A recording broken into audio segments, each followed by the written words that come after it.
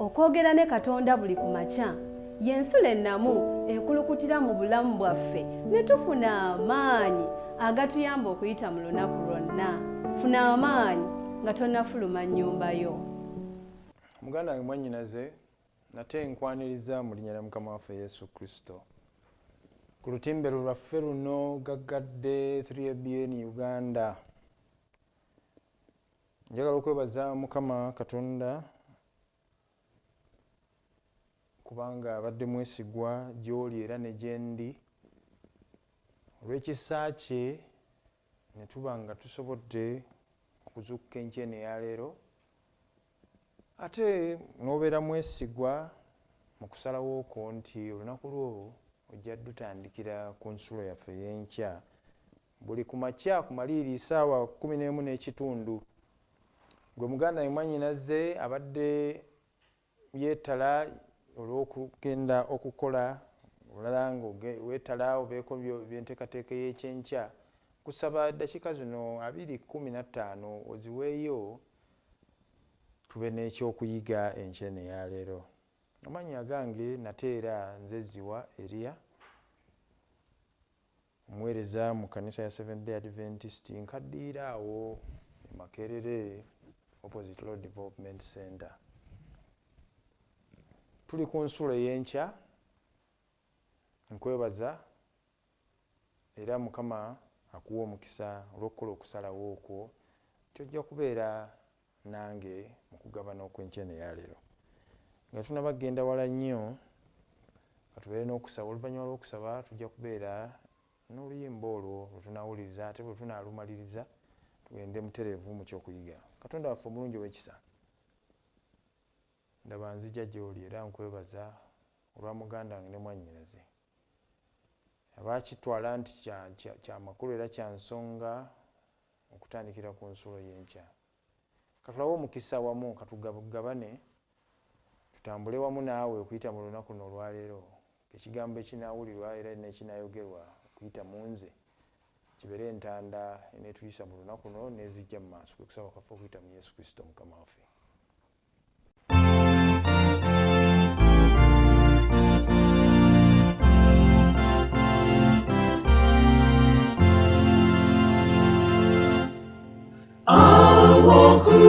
Musalaba awali amasi aganaza ebibi woba onkumira kutusa lwaleja kumusalaba gwe kwenenyumiririza nepumulamuye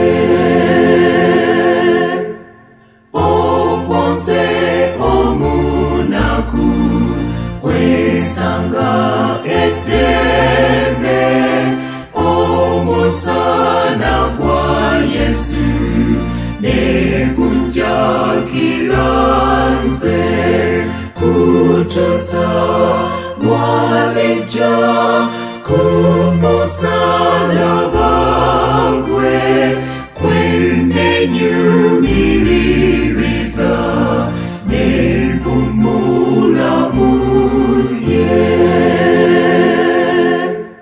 wesanga Yesu wange neyeraga gyendi nga ampa amanyige gaberenga munze kutusa lwaleja kumusalaba gwe kwenenyumiririza nepumulamuye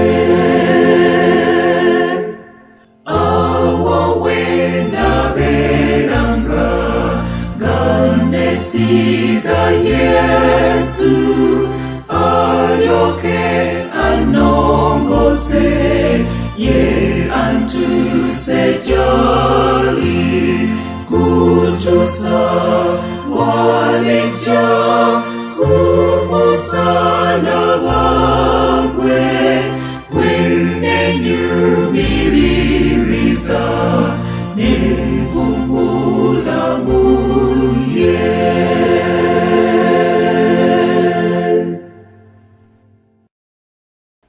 ekyokuyiga kyaffe ekyenkyene ya leero kiriko omutwe ogugamba nti obuwabuzi bwa Kisoferi.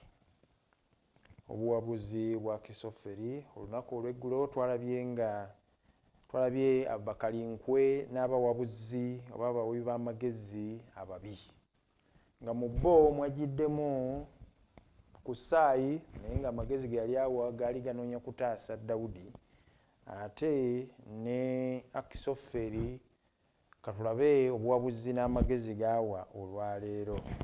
Era nga tukyali mu ssula eyo ey'e16 ekitabo kya Samwiri ekyokubiri olunyiriri lwa 2. Awo Abusalomu n'agamba Akisoferi nti sala amagezi bwe tuba tukola.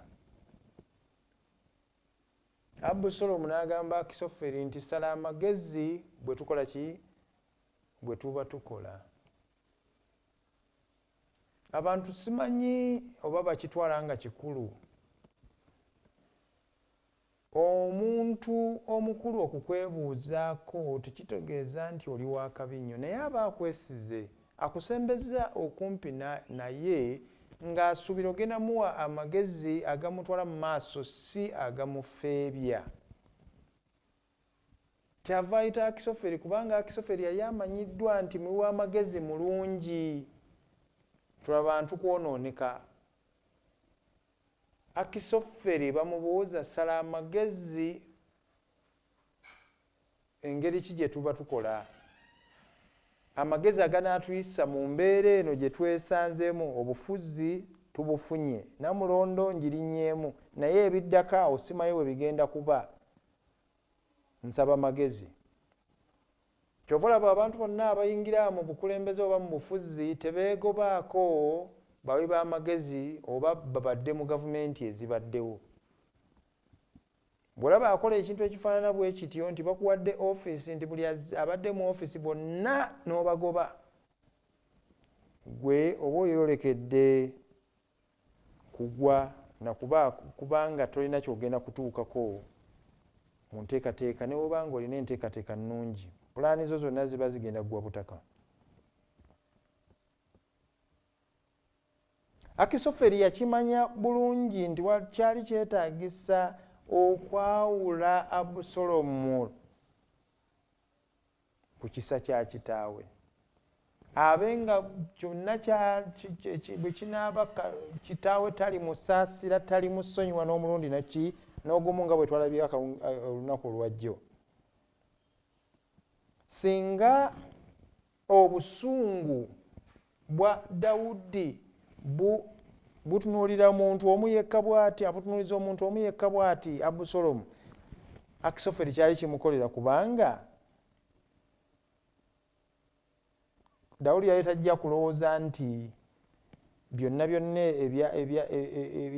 Akisoferi yali akimanyi nti obuvunaanyizibwa bw'ebyo ebize bibaawo tebuyinza byonna kuteekebwa ku ye, kale bunaabeera ku mutwe gwani? Gwa Abusalomu. Dawudi bwe yali ava mu kibuga Yerusaalemi kyamuwaliriza okuleka abaganzi oba bakazi be 10 emabega. Yabaleka wa? Emabega mu lubiri lwe. Bw'osoma essula y'e15 olunyiriri lw'e16 wagamba watya?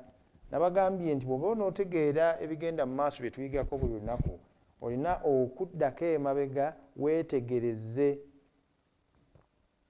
tutuuse tutya ku mbeera eno.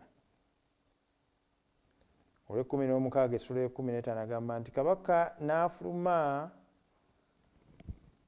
n'ab'omu nnyumba ye bonna ne bamugoberera.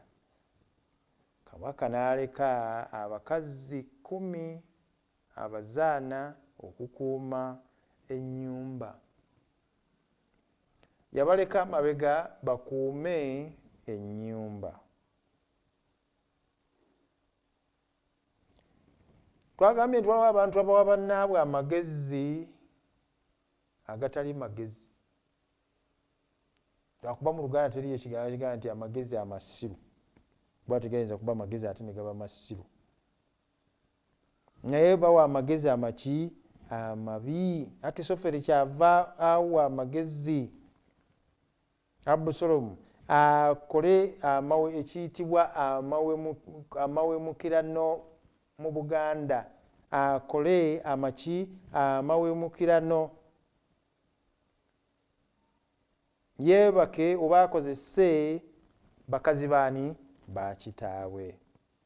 Kati bulungi Akisoferi mu Isirayiri akimanyi bulungi Katonda yalabula mu bimu mateeka Katonda ge yawa Musa mu nkolagana z'abantu nti tebangayo omwana akozesa muka kitaawe, tebangayo omwana akozesa ani ng'azaaliddwa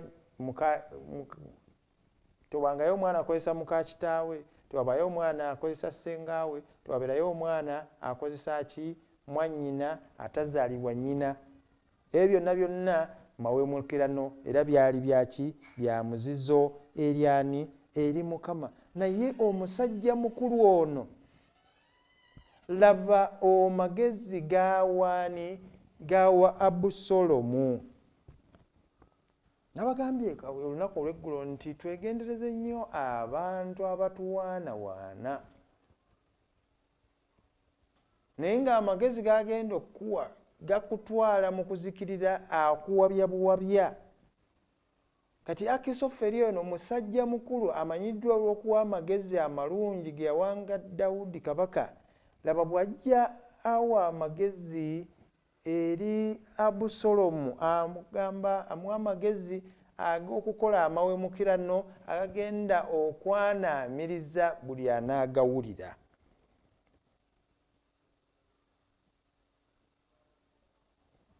Ekikolwa kye yali agenda okukola kyali kigenda kuleetera obukyayi mu mutima gwa Dawudi eri mutabani we Abusalomu.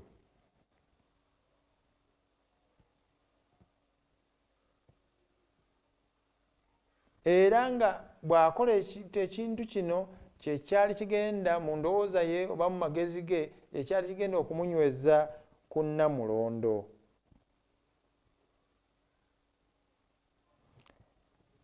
Mu bukulupyakulupya n'obukalabakalaba obubi ddala ddala obw'enkola ya Sitaani yennyini, omusajja ono ataalina nsa mu bulamu bwe yaleetera Abusalomu okwongera amawemukirano ku musango ogwali omubi ogw'okulya mu nsi erukwe ng'awamba ye nga waŋŋamya mu Nnamulondo ya kitaawe. Amawemukirano ogasseeko obujeemu obukoletedde okwewaŋŋamya mu Nnamulondo ya kitaawe. Amawemukirano gano teyagakola mu nkiso. Teyamugamba nti agenda baka kitaabo ebintu bino bibakoleko mu nkiso, naye akikole mu lujjudde mu lwatu ng'eggwanga lyonna erya Isirayiri likola ki? Liraba misana ttuku.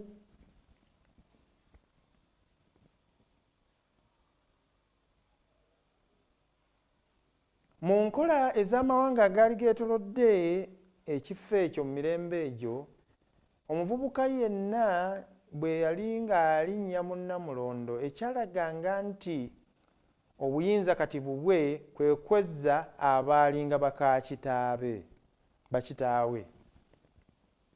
Naye ekikulu ekiri wano kye njagala tutegere nti Katonda ebyo yali abikoze eki? Yali abigaanye mu bantu be abaana ba Isirayiri nga kya muzizo. Naye laba Akisoferi awa amagezi nti kino ky'oba okola mu lujjudde, kubanga abamawanga abeetolodde nabo bwe bakola ki? Bwe bakola. Bingi nnyo tubikola olw'okuba tulaba baliraanwa baffe, tulaba abantu babikola nti ndaba ne gundi abikola, olaba ne gundi nga wakitiibwa, olaba ne wekitiibwa gundi akola bw'ati, olaba ne mukadde w'ekkanisa akola bw'ati, olaba ne musumba gundi akola bw'ati. Abasumba ennaku zino abakazi babakyusa nga masaati oba mpale. kakati n'abagoberezi kiba kitegeeza nabo bajja kukola ebintu ebifaanana bwe bityo kubanga baga nti olaba ne gundi bw'akola nga gwe weerabidde akikoze nti abantu bakussaamu ekitiibwa kyokola bakitwala nga ki ng'ekitaddibwamu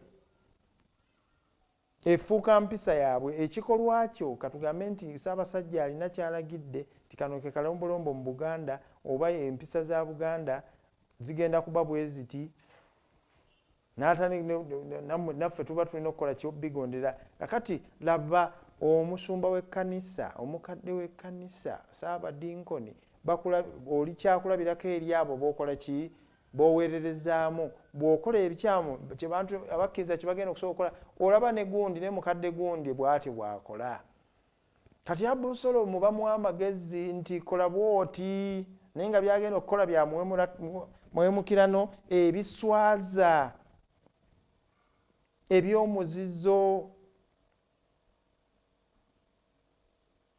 naye nga tagenda bikola mu nkiso naye agenda bikola mu lujjudde lw'eggwanga lyonna.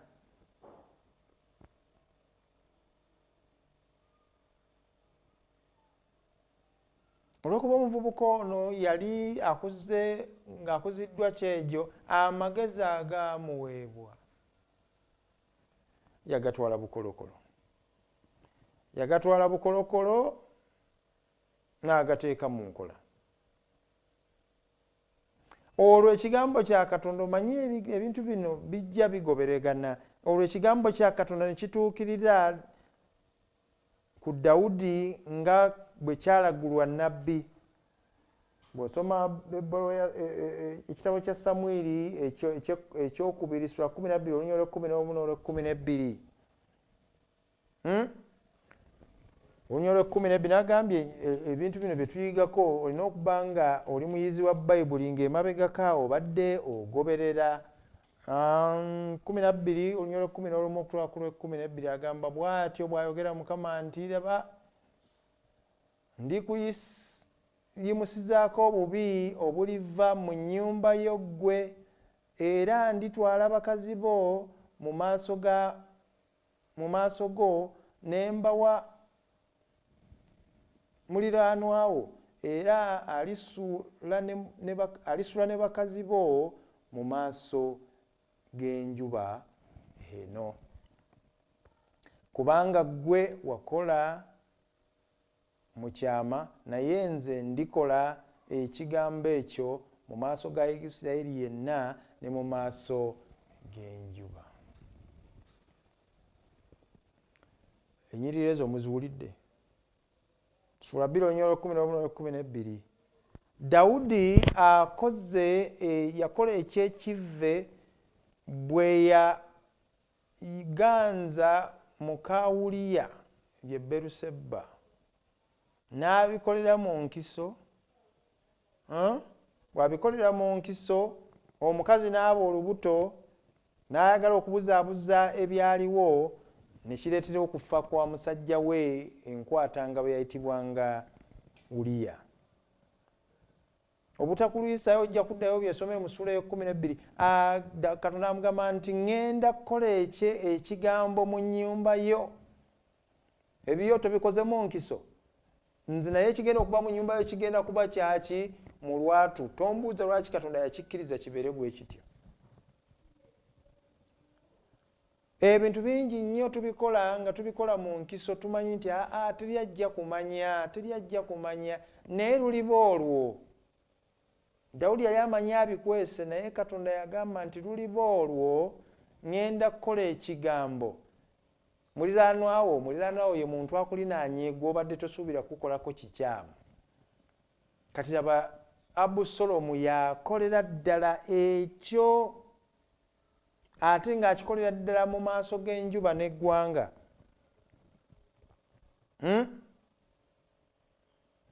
Katonda si yaleetera embeera eno okubaawo. Naye olw'okuba olw'ekibi kya Dawudi Mukama teyakirobera kukola ki? kubaawo. Omanyi tuyinza Dawudi yali asonyiyiddwa naye ebiva mu bikolwa byaffe tuba tulina obisasulira. Omungereza kyayita consequence. Ekibi bayinza okuba bakikusonyiye, oyinza okuba weenenyezza olw'obwenzi, naye endwadde ezijjira mu bwenzi, mwe muli enziku, mwe muli kabootongo, mwe muli siriimu, ebyo bye bijja. Kati ebyava mu kikolwa kya Dawudi bye bino Katonda byatakoze eki, byatolobedde kubaawo. Ekyasooka omwana olubuto omwana yazaalibwa, naye omwana oyo Katonda nakkiriza akole ki? Awummule. Dawudi yasiiba n'asiiba naye Katonda yali amugambye nti omwana oyo tajja kuba ki? Tajja kuba mulamu. Era ku ne ku mulundi guno Katonda teyassaayo mukono gwe okulobera ki? Omukono gwe ogw'amaanyi okulobera ekikolwa kya Abusaalomu okugenda mu maaso.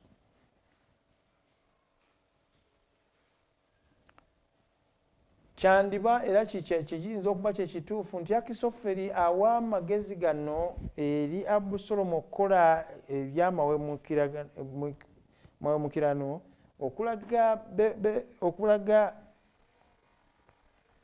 nti ekikolwa Dawudi kye yakola ku muwala we yali akola ki? Mwalimu embeera y'okukola ki? Y'okwesasuza. Kyandiba nti Dawudi mayanga Akisoferi yali ayagala Dawudi naye akikombeko. Yali ayagala Dawudi akikole ki? Akikombeko nga bwe yakikola kwani? Bwe yayisa Uliya naye kimulume. Era yayagala nti ne bana abakazi bakimanye nti obwenzi bwa Beruseba bwe bwakola ki? Bwe bwavaamu ebigambo bino. Akisoferi mu kuwa amagezi ge teyakoma ku ekyo ekyokuwa amagezi amasiru, ekyo nze nkitaddewo. Yayongerako n'embeera ey'okukola ki? Nti Abusaalomu alumbirewo taweezaani Dawudi amukole ki? Amuwondere ng'akyali munafu asobole omukola ki? Okumusaanyizaawo ddala ng'amagye ge ganafuye olw'olugendo. Kyava amuwa amagezi nti funayo, londayo abasajja 1,200 bawondere Dawudi. Baleetere Dawudi okukola ki? Okudda emabega baleme kulumba. Dawudi bamuveeko bamulekerere asigale bw'omu, ate Abusaalomu kimubeerere kyangu okumusaanyawo. Ebyo tubisanga wa ekitabo kya Samwiri ekyokubiri sura 17 olunyiriri olusooka n'olwokubiri. Agamba era nate Akisoferi n'agamba Abusaalomu nti kanonde nno abasajja 1,200 ngolokoke ngoberere Dawudi ekiro kino. Era n'amutuukako ng'akooye n'emikono gye nga minafu, n'emutiisa n'abantu bonna abali naye banadduka, era n'akuba kabaka yekka. Amuwadde amagezi, akoze amawemukirano, amwongeddeko amalala nti mu bunafu bwa Dawudi olugendo lugenda kuba lumukubye. Tumuwondere, abantu banalaba ejje lyaffe eddene ey'abantu 1,200 oba 10,200 bajja kutya mu kavuvuŋŋana ako Dawudi bamwerabire bamuleke yekka. Kati ate nze awo nja kuyisa mukka mu kiki? Mu kisero. Dawudi ajja kuba yekka, olwo nendyoka mukola ki? Nendyoka mumusaanyaawo. Kale nno enteekateeka eno era amagezi gano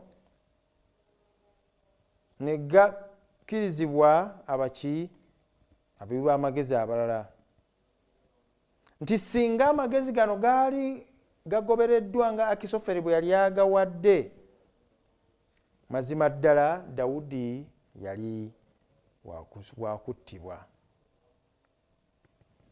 Naye Mukama tatuviiramu ddala. Nabagambye bw'oweenenya Mukama mwesigwa atusonyiwa. Era amagezi ago Katonda teyagaganya kukola ki? Kuteekebwa mu nkola, kubanga gaba kuteekebwa mu nkola Dawudi yali wakusaanyizibwawo. Mirundi mingi waliwo embeera ze twesangamu olw'obusirusiru bwaffe n'okusalawo kwaffe okukyamu n'okugoberera amagezi agataliimu, nga mu butuufu ebigenda okuvaamu bizibu ddala, nga bigenda tuswaza era bigenda kuvumwaganyisa erinnya lya Katonda era kabe kasinge bitwale n'obulamu bwaffe. Naye Katonda mu kusaasira kwe nassaayo ki? Kyava agamba nti ekisa kya Katonda kiba kijja buli lunaku ffe kyetuvudde tetumalibwawo. Ekisa kya Katonda tekiba kubaawo Dawudi yali yakusaanyizibwawo. Ekisa kya Katonda tekiba kubaawo wandibadde olunaku lwajjo ebikolwa byo b'ennaku ntonotono emabega, wandibadde ebikolwa byo bikuleetedde okusaanyizibwawo. Naye Katonda alina ebintu byakwatakwatamu n'agamba nti olw'ekisa kyange n'olw'omusaayi gw'omwana wange ogwayika e Gologoosa, kale ebimu tobiraba na biraba, tomanya na kumanya nti Katonda ye yakutaasizza, naye Mukama n'akola ki? N'akutaasa. Kale nno olw'okuba Mukama akutaasizza tokitwala nti kijja kuba kya bulijjo. Bannange, tuleme okunyooma ekisa kya Katonda, naye tukitwale nga kikulu mu bulamu bwaffe, tutambuze obulamu bwaffe n'obwegendereza. Naye nga kisinga obukulu, nga bwe nabategeezezza olunaku lw'eggulo, nti amagezi gaffe tuganoonye mu abo abatambula ne Katonda. Ekigambo kye kye kiba kibeera empagi kwe twesigama mu biseera eby'okusoberwa. Ebiseera byaffe tuleme bimalira mu bintu ebitaliimu ebitujja mu kkubo eggolokofu. Tukwane emikwano era tufune abawabuzi gye tuli mu bulamu bwaffe nga batwongerako si okutwawula ku Katonda waffe. Mukama akusaasire, ansaasire. Ensobi Dawudi ze yakola tuziyigireko, naye ate tuleme okuzigwamu naffe, naye tuzitebuke olw'ekisa kye n'okulungamya kw'Omwoyo Omutukuvu. Kwebaza olw'okuba osazeewo okubeera ku kisulo y'enkyenkene eya leero. Mukama akumpera omukisa. Yongera okulungama mu makubo ag'obutuukirivu, okuyita mu kusaba ne mu kuyiga, ate by'ofunye olwaleero bigabane ne muganda wo, mukwano gwo. Amagezi agasingira ddala obulungi eri Omukristaayo n'omuntu yenna geego agava mu kigambo kya Katonda. Geetwalire. Katonda omulungi ow'ekisa, nkwebaza obadde naffe okuva we twatandikidde.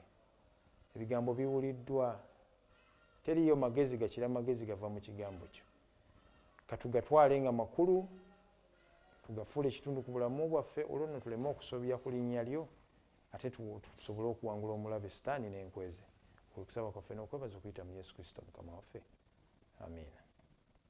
Okwogera ne Katonda buli ku makya y'ensula ennamu ekulukutira mu bulamu bwaffe ne tufuna amaanyi agatuyamba okuyita mu lunaku lwonna. Funa amaanyi nga tonnafuluma nnyumba yo.